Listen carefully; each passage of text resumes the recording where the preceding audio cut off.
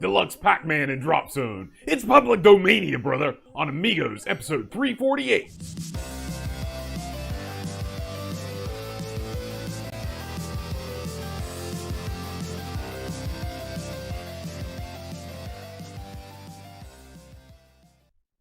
Hi, everybody. Welcome to Amigos. I'm John. And I'm Aaron, brother. And today, Aaron, brother, we're going to be talking about some public domain games. Oh, man. Pac Man Deluxe. Yeah.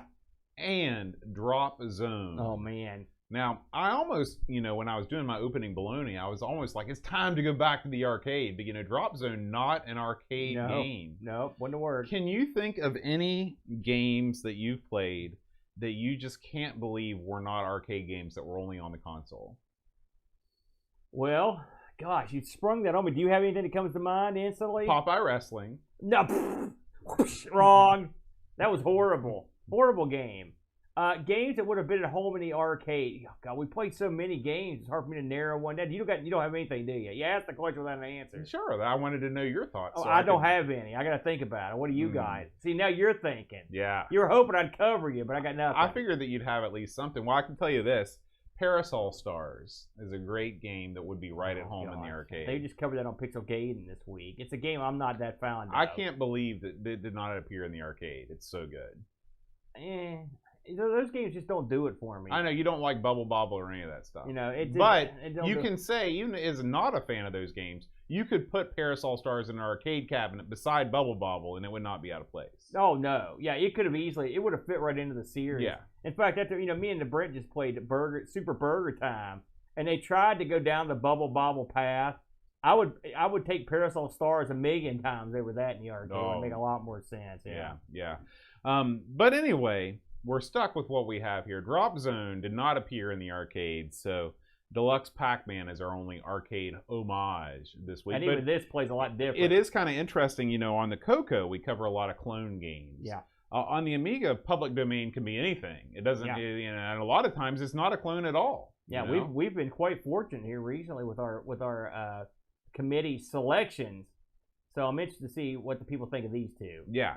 So let's dive right into it, Aaron. Let's talk about Deluxe Pac Man. Are we going to do Deluxe Pac Man first? We'll do Deluxe Pac Man first, okay. Both of the two. Now, Deluxe Pac Man, listen, I'm a big fan of Deluxe Galaga and Warblade. All right, well, this is the same fella that worked on them. Edgar M. Vigdahl. Edgar Vigdahl. Edgar was an interesting cat. He died tragically in the midst of a project where he was sort of eventually going to get around to upgrading Warblade to a new version. Do you know where Edgar is from? I just found that I believe he's from Norway. Is he from Norway? Yeah, he's from Norway. Yeah. I didn't know that until this week. Yeah, I noticed that when I was looking into him. It's funny when you look at this game. It takes you back a little bit to what public domain used to be, because this is a public domain game or shareware. This is one of those games that's basically have no qualms about ripping off the name and the actual gameplay from the original arcade machine. But apparently, ultimately, I read a bunch of places that this was only released in Norway. Now, and then it got spread around, because clearly we've heard about this game millions of times. Oh, yeah. It comes up a lot, this game. It's quite popular. But this was one that was only released in Norway, allegedly. Okay? Now, and also, there was a PC version of this that was called Deluxe Pac Man. Clever. In the true Katani tradition. It's right up there with Gantlet. Yeah. Now, I read this a few places. People said that the name was changed because of the copyright infringement. And also, if you look at the game I played, I don't know about the one you played, the one I played is registered to Edgar Vigdahl. And I read that he did that because he didn't want to get in trouble or had gotten in trouble for a copyright violation. So don't expect a wholly new game when you play. If you're going to go after a game and you want to make an homage to a game, Pac-Man is not the one you want to go after. They have a history of either suing people out of existence or just taking the game, giving them some money, and saying, this is our new game, like Miss Pac-Man. I think they had a chip on their shoulder, because the early versions of Pac-Man were horrible.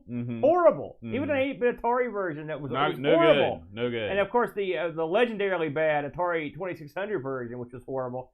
And so people that did better versions, for example, Casey Munchkin comes to mind, they went right after that. They weren't having it. But it's some of these smaller systems, they could get away with it. But this one, apparently, theoretically, they didn't get away with it. So this game originally was released in '92, and as far as I could tell, there was an original OCS, ECS version, and then an AGA version that came out in '95. Now, I played the AGA version from '95. Well, it's funny, I looked around. Yeah. And I could not see any, like, I looked on YouTube, and I could not see any difference. And I don't know if everybody on YouTube was just playing the AGA version and it looked the same because they didn't specify. I only played, I believe, the AGA version. Yeah. I played the version that was on the Mister. It didn't say Deluxe Pac Man AGA, but it looked like an AGA game. Well, the one I played was from '95, so it would have been the AGA version. Now, I did see a lot of people commenting on that the versions were virtually identical. So what a surprise that an AGA enhanced version would be the same. Well, I don't. Edgar may have done things that you don't know about with the AGA. I don't know because he did all he could with. Well, such Deluxe a Galaga is the exact same way, right. and there were subtle things that you probably wouldn't even pay attention to that he changed. Of course, Edgar coded this and did everything except the music. And if you read, if there's an about section in this game, if you click on it, he thanks the people who he stole the music from. He says he stole it. He's like, I hope you don't mind. He's like, the music on this, I don't really know who did it, but thank you whoever did it. Now, I will say one thing, because I think he also either stole, or I know he didn't do the music in Deluxe Galaga, but it's also awesome. Both games have awesome music. Listen, so if you want awesome music, sometimes you just gotta steal. Hey, listen, you should see me with logos. I'm working those things left and right. So, Deluxe Pac Man. What is this game? This is your typical Pac Man on what I would say a bigger characters and a smaller maze. Yes. I think that's a fair thing to say, Bo. Now, what do you do in Pac Man? You go around the board collecting dots, picking up energizers to turn the ghost blue, and then you eat the ghost. Pretty standard fare, Bo. And this game, at first glance, sort of seems kind of like I guess sort of juiced version of Pac Man. What did you think when you first booted this up before you got into it? What did you expect? My first impressions were actually not positive. Right. I thought that the mazes were really simple. I thought that the ghost patterns were awful. I thought they were just random. The genius of Pac Man, and this goes all the way back to the original Pac Man, is that the ghosts all move in sort of like recognizable ways. Yeah. You'd have some ghosts that always chase you. You have some ghosts that do other things. And of course, this improved markedly with Miss Pac-Man, but even the original Pac-Man, they all had personalities. In this game, the ghosts just kind of all move towards you at the same speed. They just sort of knock about. And so when I first started playing, I was like, well, this really isn't that great. So my first impressions were not positive. All right, I'll be honest. As much as I love Warblade and Deluxe Galaga, I knew of this game because this is the only other game that Edgar worked on the Amiga, and I had never bothered to play it all that much. To be honest, it just didn't look that great to me. Now, I will say, after dipping into it a little further this week, I will say I understand the appeal. I will say that. Edgar, why is this Deluxe Pac Man? Well, what Edgar did was he put in some interesting oddities in the game. Normally, in a game of Pac Man or Miss Pac Man, you'll occasionally a cherry or something will appear, some sort of key or something. You'll go down and eat it. Bonus score item. In this game, what you'll get is an actual something to add on to Pac-Man's abilities or powers. Okay, so here are a list of the things that you can appear that you can bite. Okay, you can get an extra life. You can get something that makes him go double fast. Mm-hmm. Okay, which is helpful. There's a shield. There's something that slows down the ghost. There's something that freezes the ghost. There's something that makes the ghost explode. There are point multipliers that just come in as an X2 or an X5, I believe. There's something that changes all the power, all the pellets to diamonds which is increase in points. There's also something that transports Pac-Man to basically like a bonus level, which I did come across a couple of those. And then my personal favorite, there's a gun. The old Pac-Man gun. And it gives you the ability to just shoot bullets out of your mouth for a spell. A lot of this is it's very similar to Deluxe Galaga, the way some of this stuff's set up. Deluxe Galaga, its claim to fame was having all these crazy power-ups and weird things that went on in the background and bonus levels. And it's the same in here. The gun even has a little meter that's off to the side. That's exactly the same kind of thing that that Deluxe Galaga did to show how many bullets you had left. So that was sort of a throwback. A lot of this stuff, like I said, if you've played Deluxe Galaga, you'll be right at home with a lot of this stuff because it's literally exactly the same. I wasn't 100% sure of which of these games, both, from what I read, both his games from the Amiga came out the same year. So I think this predated Deluxe Galaga, but I can't be 100%. Did you read anything about that? I didn't see the chronology. Yeah. Whenever you finish a level, you get a sort of a picture that pops up of Pac Man. He looks beat down. I'm guessing these were also stolen. Right.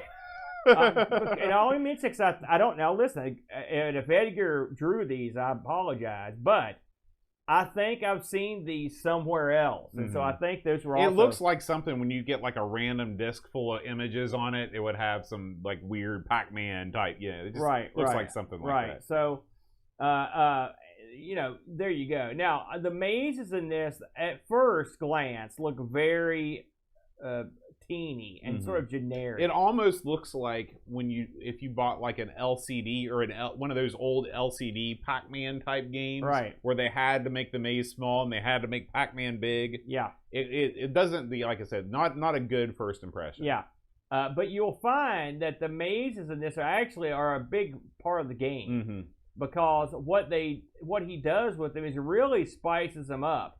Everything from one-way areas to not having any actual maze at all, just basically having dots that you run around.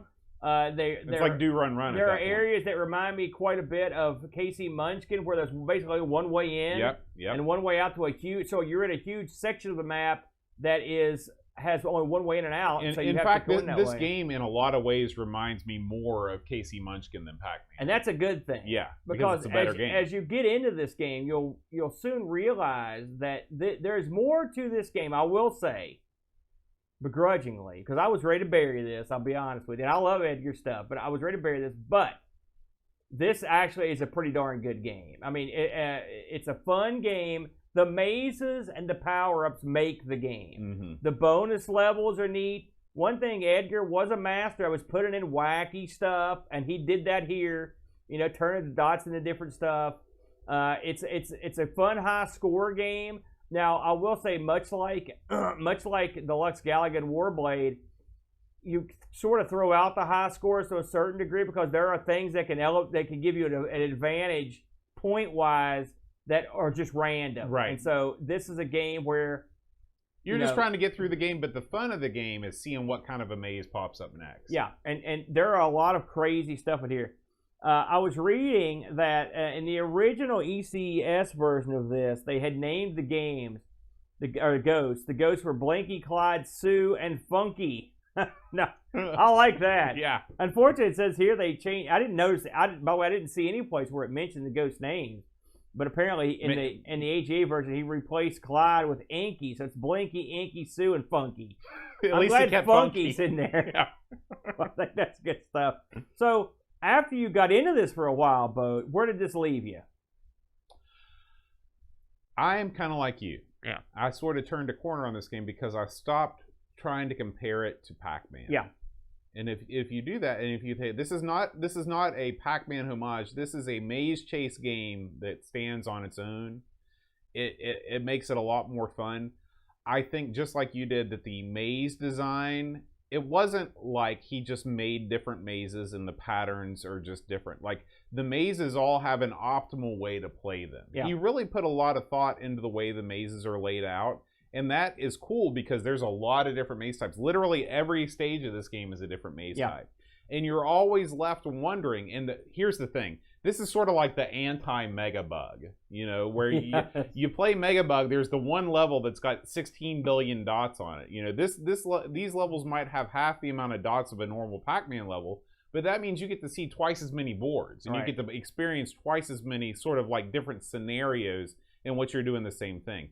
This game, again, I say this all the time, for me, variety in a game covers a multitude of sins. And whatever sort of shortcomings this game has, the amount of variety that's thrown at you and the way that you can progress through this game fairly easily, and each board is completely different, makes this game a real winner and far outshines the original Pac-Man. I'd much rather play this than Pac-Man 1 any day of the week. This is like I said, this is very much like Casey Munchkin, which is good. We also, I can't believe we forgot to mention this, but we love every game that lets you spell bonus out. This is another one that lets you do that. It's like a universal game. And so that's they always put that over, but don't let the little mazes fool you, because and again, Deluxe Galaga was like this too. At the beginning, it's pretty simple. Then it ramps up. This game isn't like most Amiga games where it just beats you to death instantly. Now, this game does have difficulty levels.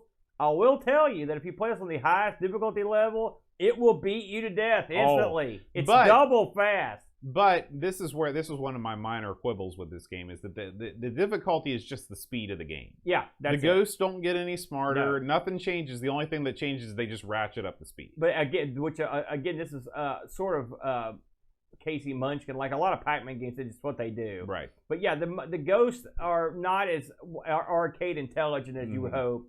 But the mazes make the game, and you have to be sort of clever and you're navigating these, and just like any other Pac-Man, and taking care of your power pellets and whatnot. But I liked it, Bo. Did we get any Discord action on this one? Pajako 6502 writes, initially this looks like a kiddie console game, but scratch beneath the surface and you get a fun take on Pac-Man.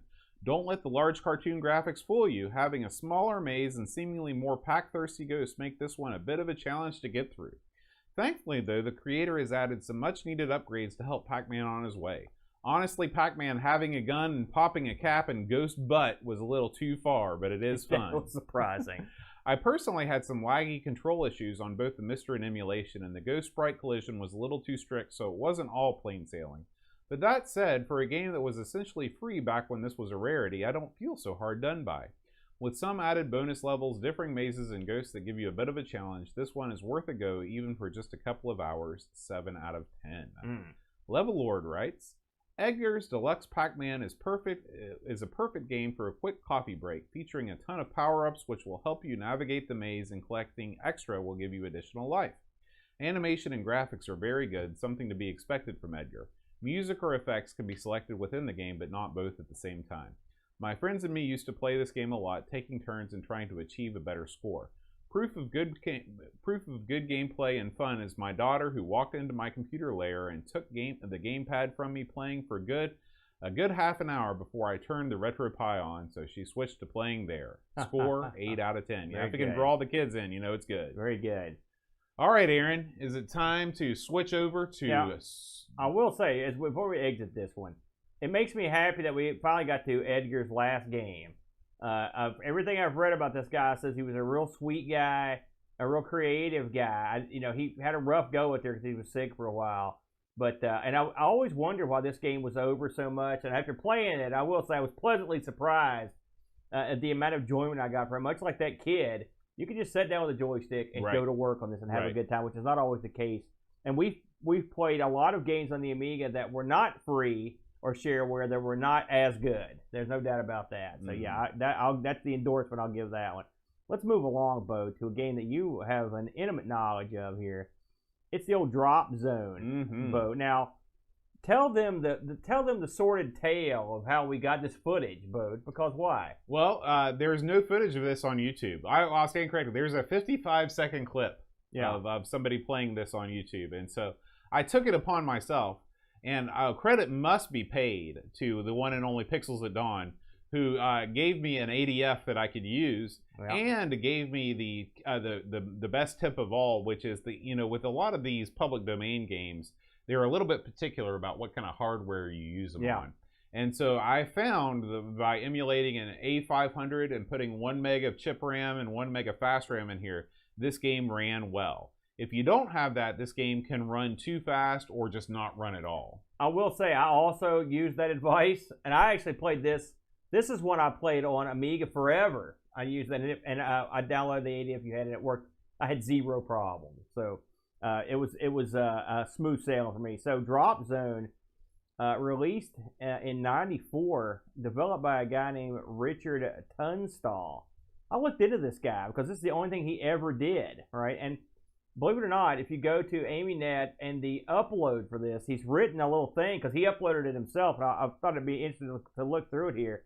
So he mentions that Drop Zone is based on Archie McLean's C64 game of the same name, which is inaccurate. It's an Atari 8-bit game that got ported to the C64. Right. Well, there you go. So you're gonna. But anyway, this guy's stupid. He doesn't know what he's talking about. I'm burying burying him. Don't be a jerk. No, I understand. So anyway, the C64, his C64 died, but he wanted to play this game. All right, and so he thought, well, no one else has it, so he decided to do it himself.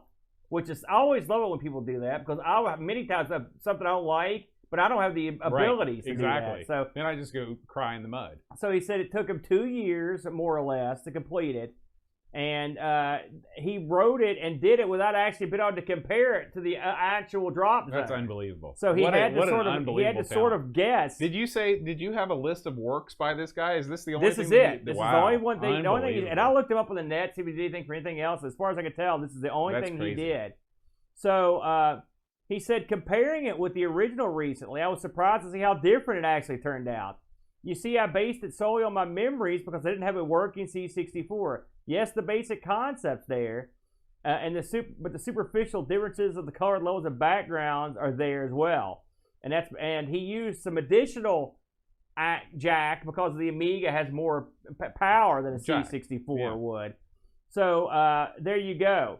And he goes on to talk about how you could actually get it to work on a 1200 HD, and it works. That's what he programmed it for, was a Amiga 1200. Interesting. So yeah, so it was interesting that you had trouble. He also mentions a hidden cheat menu in here, which I'm probably sure you probably found out. No, I didn't find it. Yeah. So again, this was Richard Tunstall. So well done, Richard, for taking the law in your own hands. He did everything in this one-man band. He had no one help him at all. And as this game comes up, and by the way, thanks to Pixel for us, you have to be patient. This game takes a while to load off ADF. Mm-hmm. It's very strange. Yeah. You see the title screen, and then it's just you're there for a long, long time. This game does have a pretty neat title screen. Real nice, actually. And it sort of it kind of beams into you. Mm-hmm. It's pretty cool. And then you get down to the nitty-gritty. He used Blitz Basic and Amy Basic to make this. He also, it's funny, in the credits, he thanks Archie McLean. He also thanks the fellow who did Defender. He also gives that guy props. Yeah, well, I mean, the Drop Zone is, I've always considered it to be Defender for the rest of us. I just think that's nice. Though, yeah, it is nice. Yeah, I think that's cool. Absolutely. So, what do you do in this game? Well, if you ever played Drop Zone, you'll know. But if you haven't, you're basically an astronaut in basically an old school astronaut outfit with the thrusters that are right on your back. And you are going around and you're trying to protect these I guess what are they, colonists or something like that? Yeah, in the original Drop Zone, they're just called men. Right, and you drop them I think off. they're scientists in the docks. You drop them off at your base, and the way this works, it's funny because it's been a while since we did this on the, I believe we did on 1200 XL. Yeah, 1200 XL. And I think me and Brent also did this on the Super Nintendo, so this is my third go-around with Drop Zone. The way this works is the captured menu guide. You've got a certain amount of men at the start of this, and that's what you get in this version.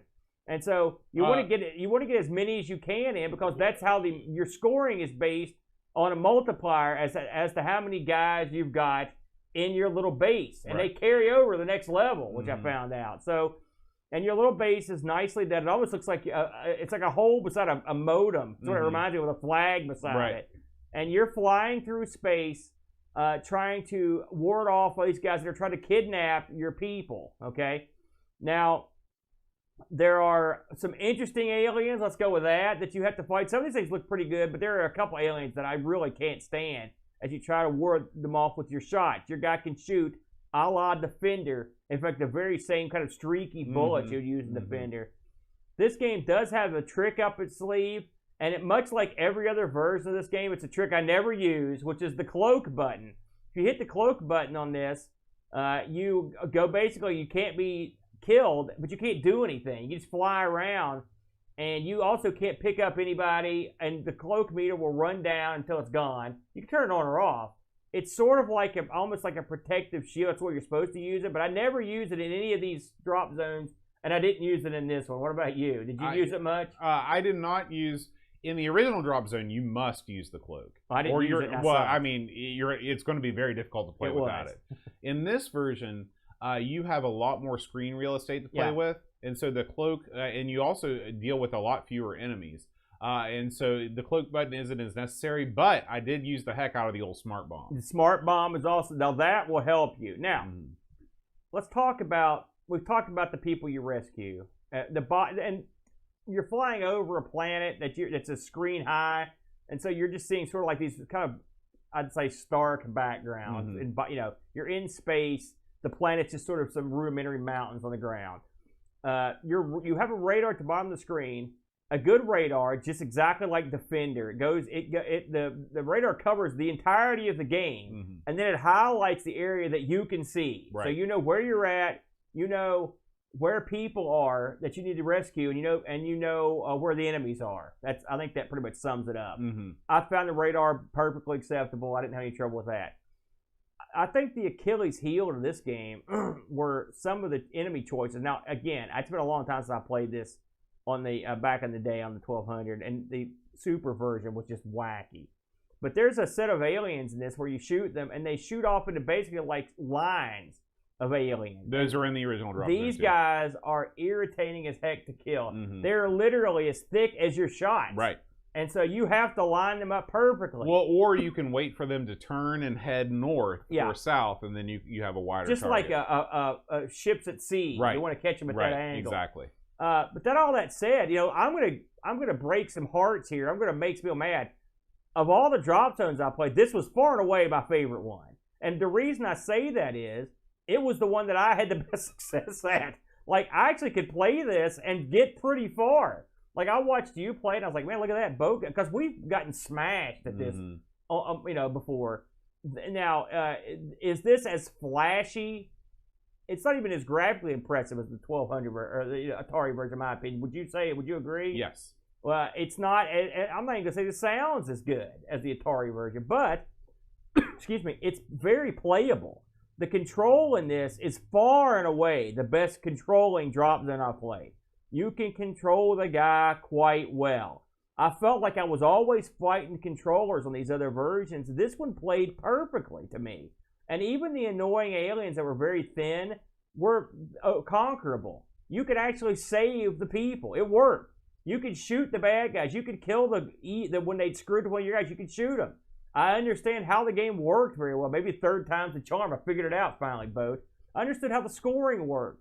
Even on a rare occasion, I'd use the cloak, but I often would line up the screens to use that super zapper to get rid of the crap I didn't like. Right. Which, as long as they put something like that in the game, I can tolerate the annoying alien.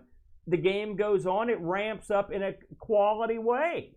What did you think about this thing? I agree with almost all of your points. No, but I can't believe it. This is, if you are going to play a drop zone, I think that this is the one to play because it is the easiest one to get into. Once you sort of hone your skills on this, maybe you can go check out the other versions later. This is like drop zone for kids. Right. The reason why this is so much easier is because you have about 30% more vertical screen real estate to deal with. Yeah. You can avoid everything so much easier because your man, Mr. Drop Zone, he is about half the size of his former self on both Super Drop Zone and regular Drop Zone, both of which I played to get ready for this, just to do some comparisons. Oh, you played Super? Yeah, I played them both. It is exactly the same as the Atari 8-bit version, just with like that thing in the background, and then you add the boss battles, and I thought that the boss battles were pretty cool. Oh, so I suck. really, well, but yeah, I was a fan, and you should, I'm a big fan of Drop Zone, just on the whole. Yeah. This basically, you think about, this is like a combination Defender and Choplifter. Yeah. Because you're rescuing guys, you're taking them back to the base. I like that mechanic. I'm a fan of that mechanic. Choplifter effect. Right. This game is interesting because, and I don't know if this happened to you, but this happened every single time I played. The first time you load it up, the game plays in black and white, and it knows it's playing in black and white because it says it's retro style, or it'll give you like, this is the medieval version or something like that.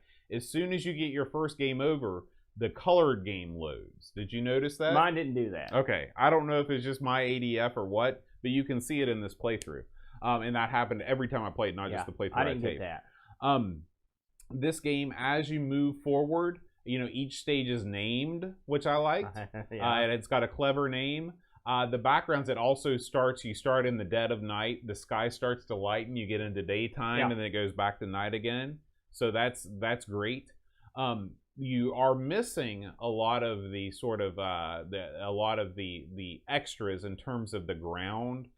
When you play Drop Zone on any real versions of Drop Zone, you get a moon, like a moonscape, I guess is what you'd call it. Lots of craters and things. Even the radar is better looking. Yeah.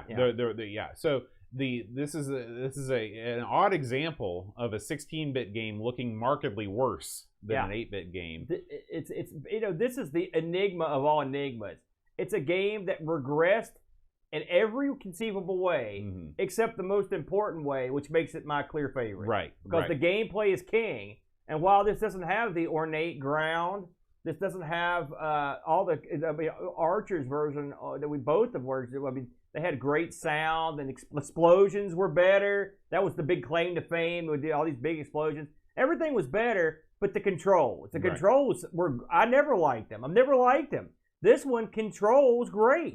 Now one can say the argument can be made that the difficulty controls are part of the overall aspects of the game. Okay, that's fine. I'm not going to fight you on it, but not for me, it's not. I want to be able to control the guy and have fun, and that's what this version did.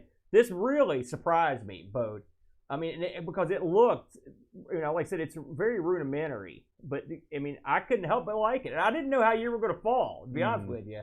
But I'm pleasantly surprised that you dug it as well. Did we get any discords on this one? We did. Let me scoot on over here. Pajako says, preparing to hand in my badge and zapper gun, I have to admit I've yet to play the original Drop Zone properly, so I have no real gauge for this one other than Defender and its many clones I've played. This is a pretty good arcade-style shoot rescue game that requires some skill and a large swear jar. The game does noticeably speed up as more enemies get killed off, and sometimes it feels really hard to hit an enemy even though you are pounding away on the fire button. But once you get into the swing of it, you can get a good game on. Overall, this was not bad, and reminding myself that it is a PD game and again effectively free, it's okay. Not a game I can rave about, but if this was on a demo machine at a slow, I'd certainly sit down and have a play. Level Lord says, it took me some time to make this game work under the emulator, and with the long loading it felt like an eternity before I turned turbo on floppy. This is a clone of C64 Choplifter and Defender, while controlling character is taken from Jetpack. Unfortunately, this game does not play very well. Movement is slow while your laser is limited to 2 shots in a sequence. I was watching those laser beams slowly traverse over the screen, mostly missing its targets. The people I'm rescuing are replaced by the spinning sickles, which look like one of the enemies on the screen, so I was not sure the right way or whom to rescue. Score, 4 out of 10. It's interesting that people mention, and even I'm watching your playthrough here, and there's some parts of it that seem slower than mine.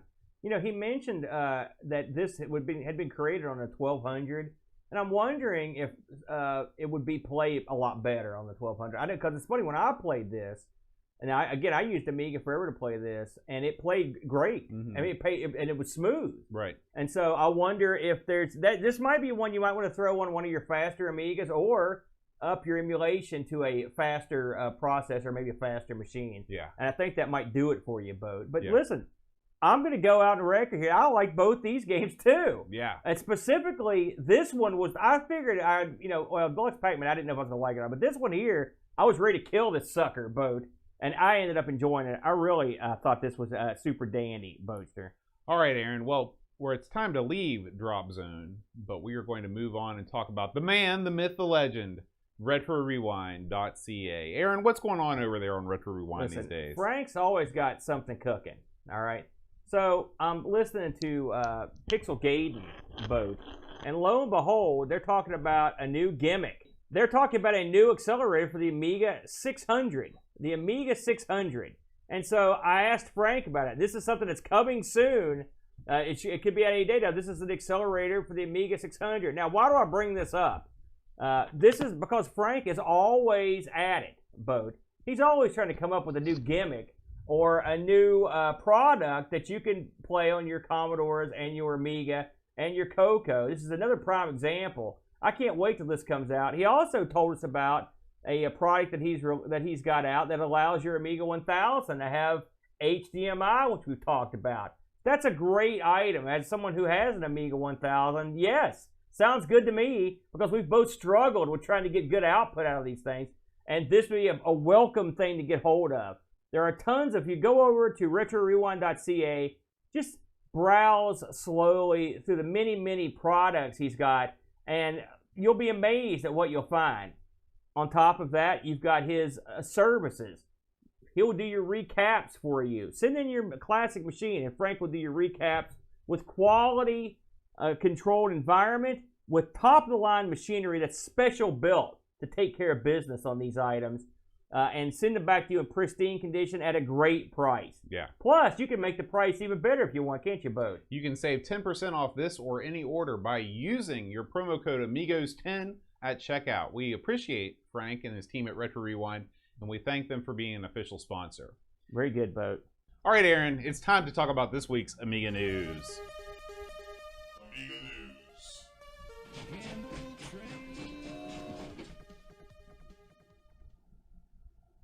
All right, Aaron, our first story comes from a Twitter thread that somebody alerted me to. And apparently, there's this guy, Adrian with Mini Masks at the Ready, has done some research, and there were some formerly commercially released games that have fallen into the public domain. The developers and the rights holders have put these things into the public domain. So this is outstanding. Yeah. And one would wonder why. I would have put every one of these on the 500 Mini. Right. Because look at these. It's not like this is garbage. There's some good stuff in here. Right. You know? Exactly. So it turns out that Team 17, Gremlin, and others have released their games into the public domain, and so you can, if piracy makes you squeamish, you can freely rest easy at night by downloading these, knowing that Factor 5, Citadel, I mean, there's tons of these things. Listen, Sword of Sodan. Yeah. That's all you need to know. Public domain, baby. I wonder if Lionheart's in the free. Let's look here, because no, sadly, we're still pirating that one. But hey, I mean, listen, there's a Lemmings thing in here. There's some stuff. There's some good stuff in here. That's great. Yeah. So give that guy double props for that. Nice work. That's very handy. Where's Laurent Giroux? Get on this, Laurent. You can play with a clear conscience, my friend. That's right. All right, Aaron. Our next story is this. I figured this would tickle you, Aaron. Oh, geez, no. Because this is your favorite guy. Oh man. This is the old Mr. Retro Recipes. Oh yes, I saw this coming up, but it hadn't been released yet. And guess what he's done? He's put a 500 Mini into a 1200 shell. Yeah. I'm anxious to see if he did exactly what I was talking to you about, what I was going to do, because this guy, I think he knows and hates me. So I'm assuming.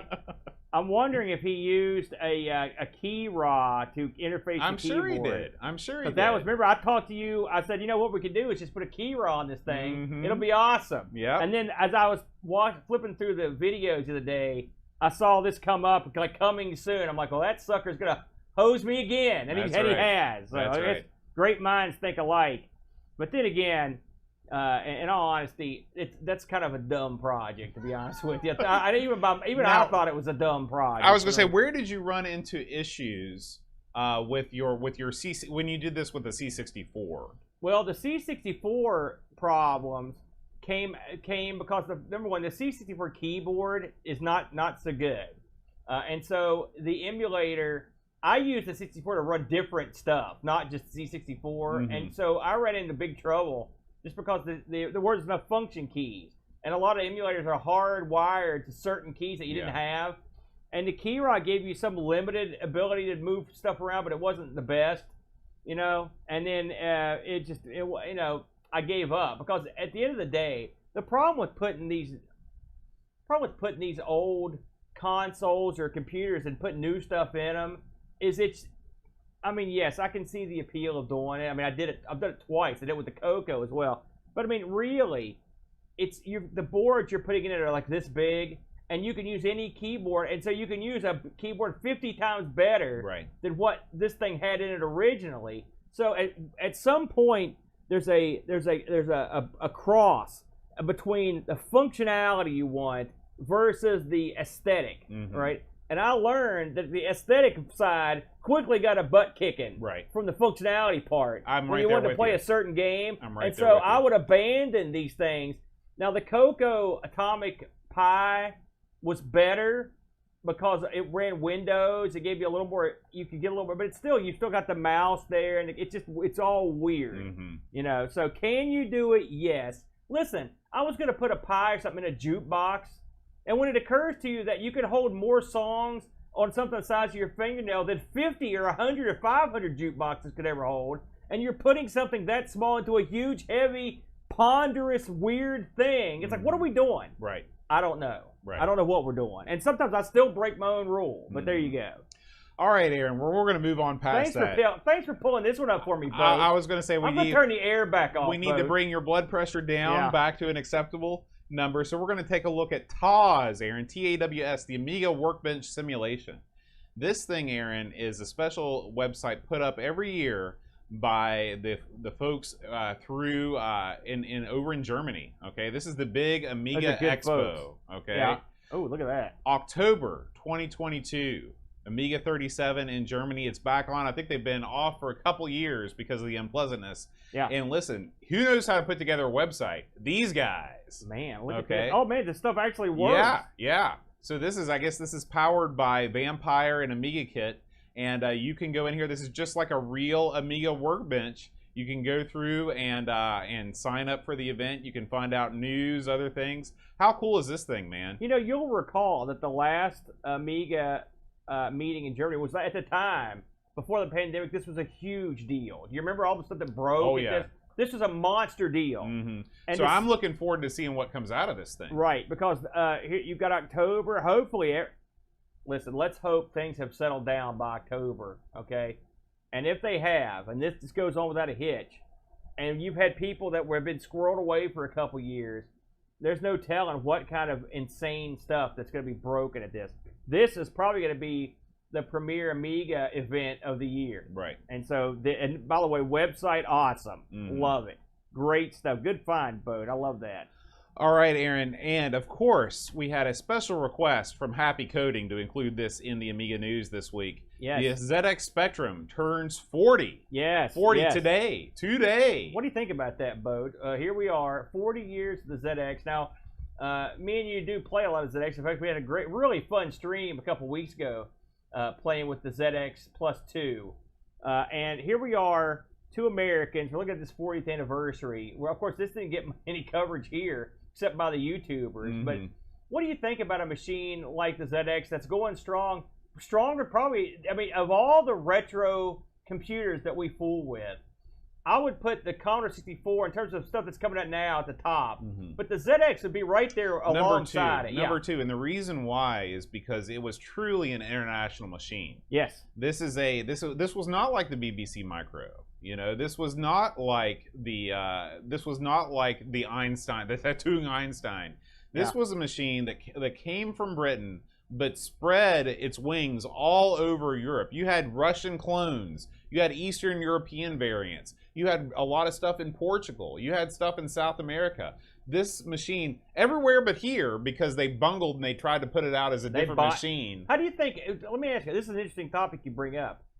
Let's say they don't drop the ball on the American version. Does this thing, does it have the jack to get over here, in your opinion? Well, here's the thing. This thing came out in 1982. Yeah. Okay?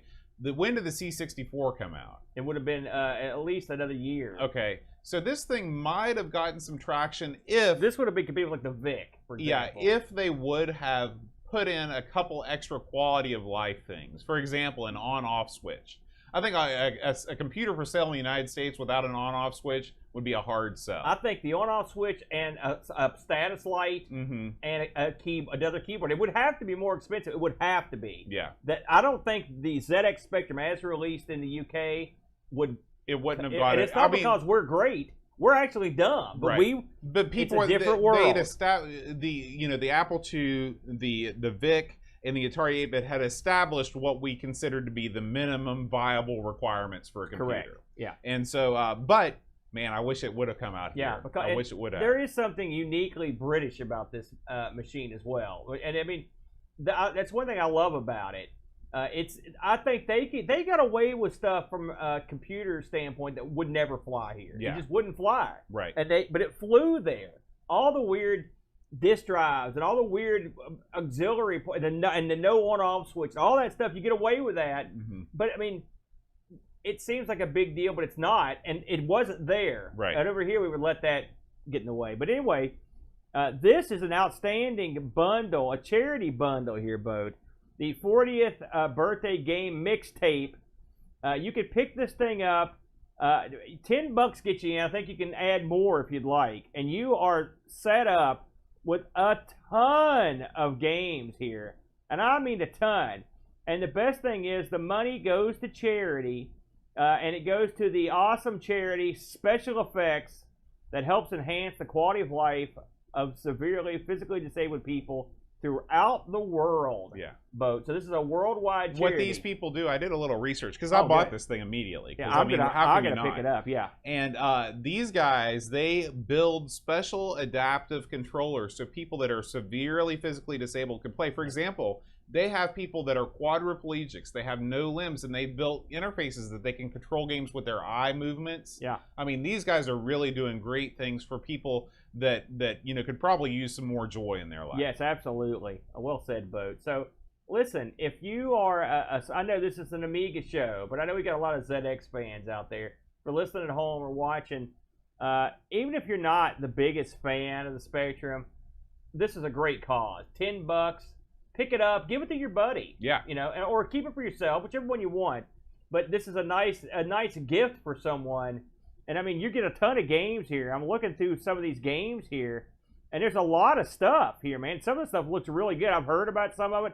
I've heard that people pick this up, really have enjoyed it. Mm-hmm. So, and they know a lot more about the Spectrum. I'm looking forward. I mean, there's the new Trash Man is in there. That's all we need. That's about $10 for that. That's right. That's right. An excellent pickup.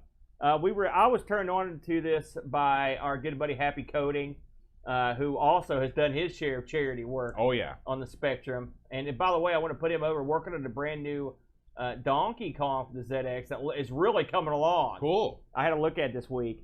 But if you would be so kind, help these disabled folks out and get yourself some awesome ZX action, Bode. Now, Aaron, before we move on to our community update section. We've got a little unboxing, a little Amigos should we fit that in, we should fit that in right now. Okay, we picked out some of this stuff's related and some's not, but I thought it'd be fun to go over it. Some of it's not related to anything, Boat. So, Boat, you turned me on to this in a weird way because you've got this little gimmick called the FujiNet for the Atari. Mm-hmm. And I've been watching this project with some interest. And I got this. This came in the mail. There were only 5 of these available at the time, and I picked one up. And this right here is a FujiNet for the Coleco Atom. That's right. Boat. Now, this week has been so hectic because of all the prep I've had to do. I'm not going to open this thing up yet or take it out. But for those listening at home, it's a little box, and this thing hooks up via the AtomNet ports. These little phone ports. Yeah. And it has an SD card slot, and this should allow me to, aside from the fact that it'll let me play all the Atom and Coleco games, this has internet capabilities, Wi-Fi, and I know for a fact they've had games that were playing between Atari computers and the Coleco Atom. How cool is that? On the net. So, and also accessing the web with your Atom. So finally, it took the guys at FujiNet to make the Atom an actual decent machine. So this will be something that we'll be playing with. Because I know me and Bo was there when we broke out the Coleco Atom, and it was a glorious day. Wonderful. It was wonderful. When we did that. And we have we're eerily similar in regards to that sort of thing. So this will be something that's going to be can't wait. Yeah. Coming down the pike, Bo. Coming to a disaster stream near you. Yeah, absolutely. So that was the non-Amiga-ish stuff. Now this, I got a note about this. Let's pop it open here. And I think I opened this. Here we go. So look at this, Boat. These are a couple books from our good buddy David Hearn. Oh yeah, David Hearn, the writer. He sent us these to check out. I'm going to try not to destroy them as I get them out of the wrapper here. David Hearn wrote himself a book, Boat. Now I don't know if he is David Hearn writer. That's right. These are bam. Oh my gosh. This is another. Copies. This is Escape from the Commodore 64. Wow. Y'all. So I'm going to read a little bit from the back. Yeah, here, go ahead, okay? dude. Yeah. Growing up in the 80s is a chore for Sarah, who feels misunderstood by her parents and badgered by Reese, her bothersome brother who incessantly prattles on about his treasure computer games. So apparently, when Reese tells her one of the computer games tried to pull him inside the computer, she laughs until it happens. Oh man, it's a Tron gimmick there. Yeah. Listen, David sent me a note and asked if I would be interested in having a look at these. I was like, "Are you kidding me? Absolutely. Are you kidding me, dude?" This looks like some great summer reading. So sent them up. So we will let you know how this goes. But if you're interested, David Hearn is Escape from the Commodore 64. I don't know if I will put some links in the show notes where you can pick this up from David. David's a real good guy. I know from the writing I've read Discord and stuff, he's no slouch. That's either. Right. We're so lucky to have real writers in our community. Look at that cover, y'all. That's the good stuff. Isn't this cool? is a proper. It's got a barcode on it and everything. Yeah, this is a proper book. This isn't a Lulu. So yeah, this is a good. Looks like it's about a almost 200 pages of Escape from the Commodore 64. I have this will be an excellent. He did write an inscription in mine. Oh, okay, great. And he said, in mine too. he said, "Dear Boat, thanks for the laughs with the Amigos podcast. I've been entertained by your and Aaron's antics for years. One of the biggest laughs you gave me was when you called Flashback Eurotrash. I still laugh.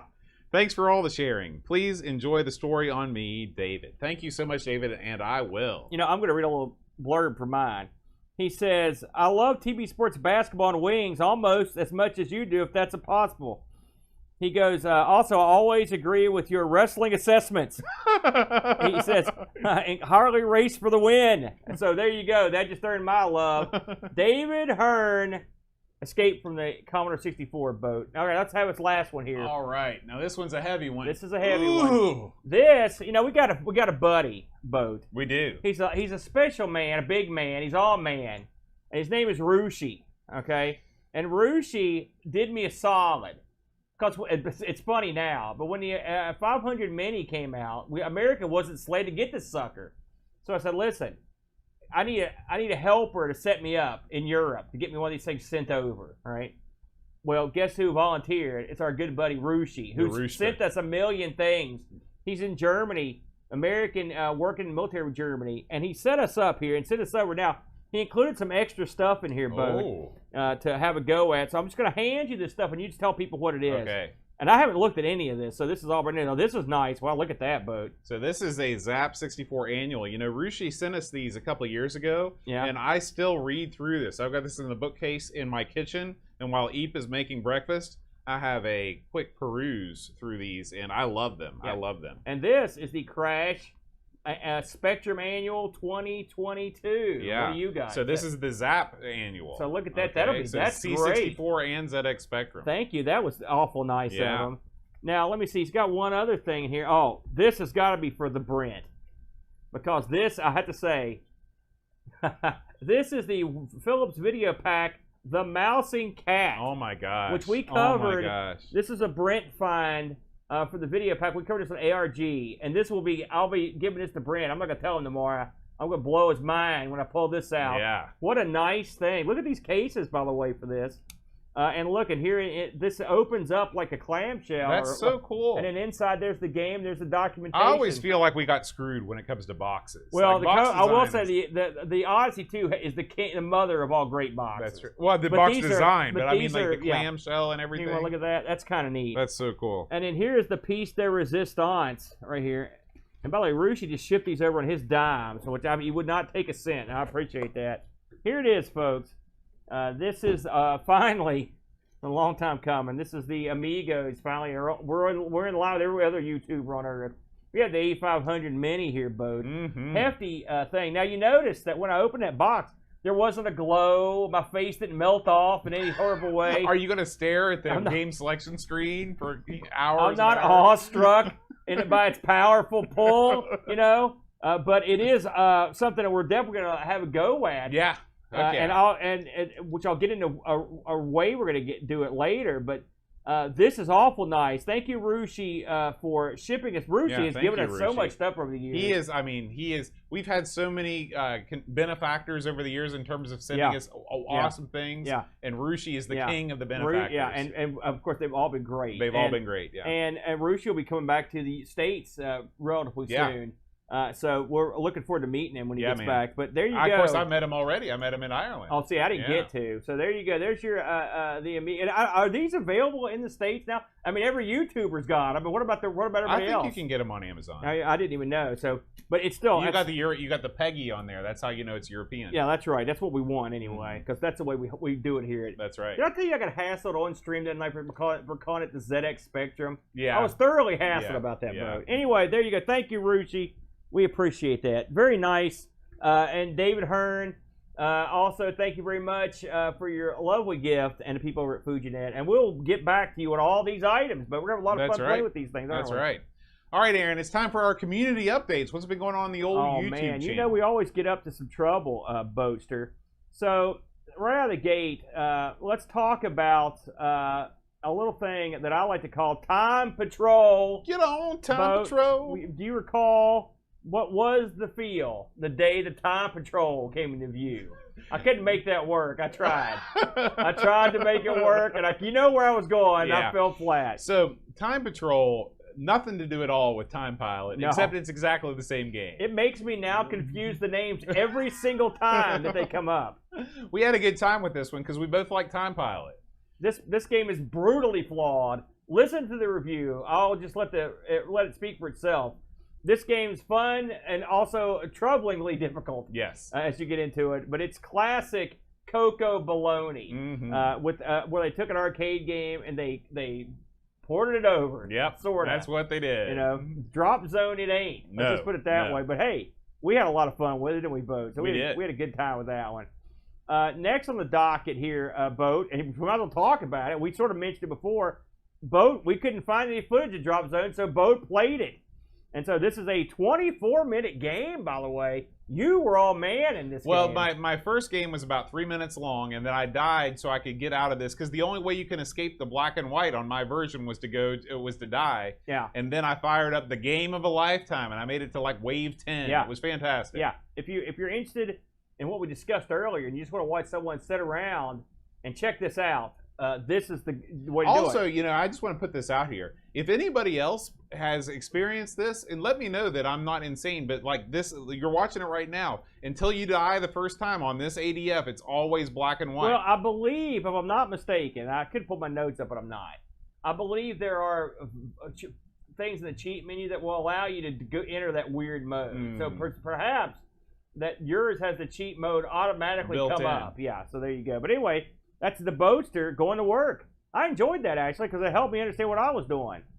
Last but not least, oh man, this one is a long time coming. Yeah. And this one, I was in quite a mood this day when we filmed this. This is Burger Games. These are games based on a hamburger being in the game. What's that game? I wish you played that game. These are basically, it's a little hodgepodge of food-based games or games based on restaurants. It's Food Fight 3D. So this was suggested by Brent's lovely wife, Terry. Yes. Who's also a very nice supporter. She's a good hand at the old Burger Time, too. Yeah, well, I'd like to see her efforts at one of the games we chose this week, because the game I picked was Super Burger Time. It wasn't super. Suggested by Happy Coding. This should be great. The problem is it's not great. It's got great music. The visuals are great. They take it in interesting new ways, and then they suck. Yeah. So, but anyway, try it out if you're glutton for punishment. I should have known that since it never made the trip over, that they probably something didn't do was too wrong. good. Yeah. And also, it's not released for hardly anything. The Brent went for a whole different direction and picked Sneak King, the games distributed by Burger King. Yes. I'd actually owned this game, and I'd played it many times. I remember when this was a thing. The King is pretty funny, but I do like the King. I like the King, too. He's wacky, and this game does encapsulate and capture what the King is all about. Would you call this the best licensed game of all time? No. What? Let me turn the air up, Bo, because clearly you're still in a haze. Now, listen, that's all we've got on our channel. But let's go over to the Amigos Stream Team channel. Listen, we had a lot of people request this, and I put it up. Here it is. In its entirety, Boat. It's the BGW, Battleground Wrestling Battle of Midway Mania, which me and Boat and the Hose did the call on this one. And what a night it was. In fact, we were just talking about, there's me and Hose right there, calling all the action with Boat.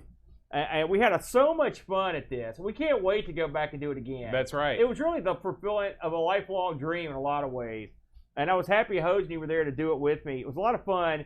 This is the completely unedited, full version. If you want to know what we did in between the matches, what we talked about, people that just came up to the table and chatted with us, it's all there. So if you want to watch just basically 3 hours of wacky antics, there you go. And we're doing it again in July. Yeah, so there you go. Yeah. But that's on the Amigo stream team. Another thing we put up here this week, and this, I watched this as a solid gold. It's our good buddy, Jack Flack.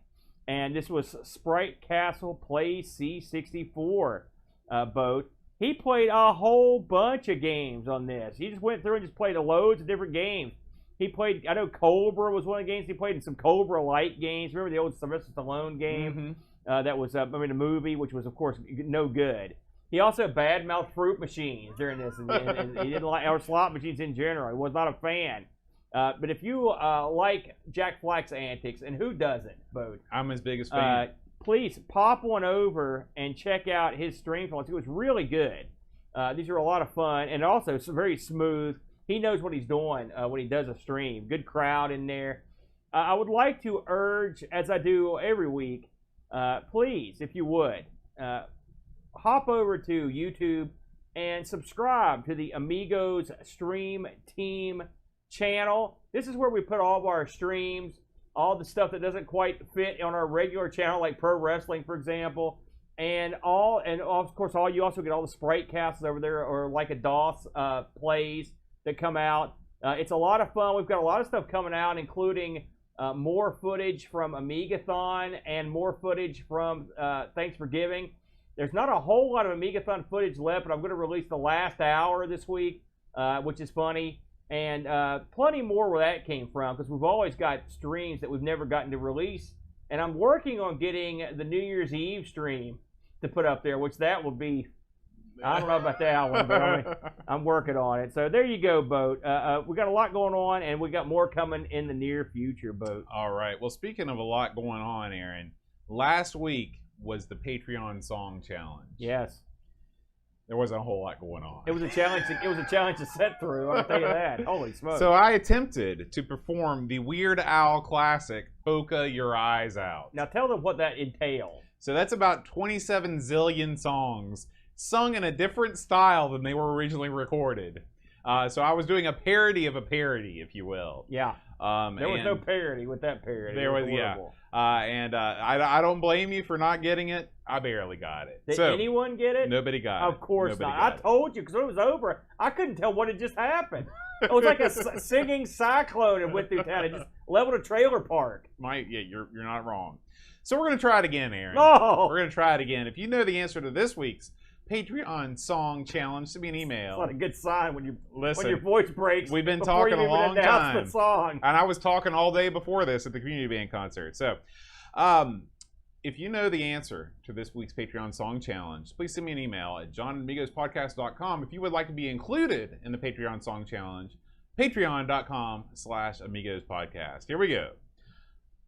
Bum face poo hands, Chris Edwards, Petzl, Alarm, Albert Kim. We like what we like. Mr. Chip Peter, Price Herman, V. Wander, Leeches, Mark Richardson, David Hearn, Ramo K, David Terrace, Drew Carlos, Matthew Mobius, the Phantom Magnus, Seth Yates, Alistair Fiend, David Z, George Rosansky, The Amiga Show, Daniel Crabtree, Super Family King, Crazy Loomis, William Ventuscar, Heavy Systems, Bundy Frag, Blow My Violin, Olaf Hope, Alien Breeder, David Velociraptor, Cowbird Boy, Lane Denson, Daniel Williams, Luke Hudson, Bomb the Base, Frodo and Solon,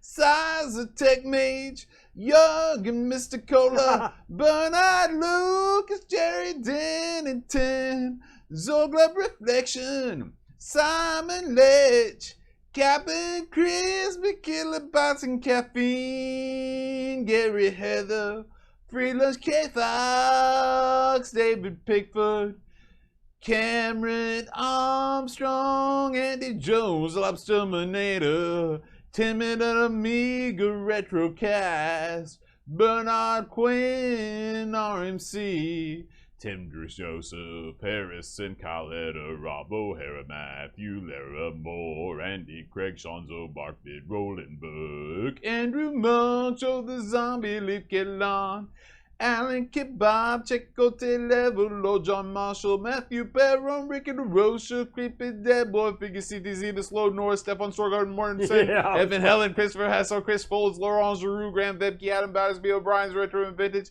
Gary Hucker, Paul Bossman, Harrington, Duncan Stiles, Safe from the Crib, Josh Nat, Adam Bradley, Jonas Rulo, THT, Eric Nelson, Daniel Bigson, Brutal Barracuda, Darren Coles, Jason Williams, Pixels of Dawn, and Killbjorn Barman. You know, I knew I was waiting for the fast forward button to get hit, and then it went on another minute. Like, my God. Listen. I even got that one, Bo. Well, good. We'll see who's first out of the gate. It's like getting a social disease when you pick these things up. All right. And, of course, we want to thank our fabulous Twitch subscribers. We do record the show live every Friday on twitch.tv/Amigos podcast. No, it's Amigos Retro Gaming. Let's try that again. Twitch.tv/Amigos Retro Gaming. Amigos something. And, of course, sometimes we don't, like today's Saturday. But if you follow us, you get one of those bell dingers, you know what's up.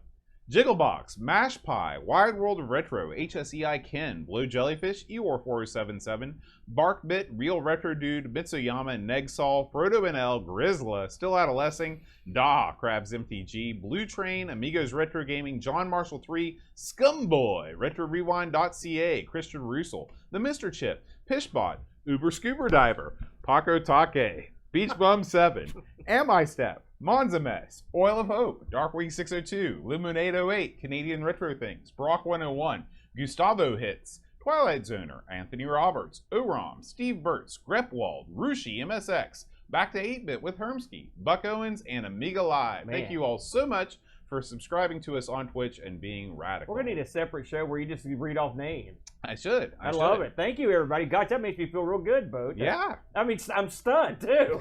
That's awesome. It makes me feel surprised. Well, Aaron, I'm ready for for another surprise. What are we going to play next week? Well, let's find out, Bo. Survey says... Oh, glorious stunt car racer. It must be time for one of our retro reviews. That's right. things. A second look. That's a second look. I was working on it. So, yeah, we covered a stunt car racer many, many years ago. And I'm so happy this came back around because if you'll recall, the whole time leading up to that show, you thought it was working fine, and it was a glitchy disaster on your show because we didn't have any good emulation back then. That's right. So now we'll be able to really go in depth and have a good playthrough now that we have. Of course, we might want to even fire that up on the old Amiga Mini. That's bam. That's what I was going to mention. It's on there. Now, let's think about this for a minute. We must have done this one real early in the show. Do you remember the number on that? I don't. Because if you think about it, think about how far we've come since then. We couldn't do anything. Right. We couldn't emulate. The machines wouldn't do anything. We couldn't get them to show up on the stream, on TV. I mean, we couldn't emulate that for you. That didn't look like garbage. That's right. It was a disaster. Episode 26, Aaron. There you go. So this would be 26. Halfway through our first year. Yeah. Holy smokes. Unbelievable. We've done a lot of shows, folks. We have. My God. But that's crazy that we've been around so long that we can trace our roots back to when we were too stupid to emulate the system. Yes. Amigos. All right. So thank you guys, as always, for listening. Thank you to all of you who have joined us in the chat. We will see you next week. Until then, adios.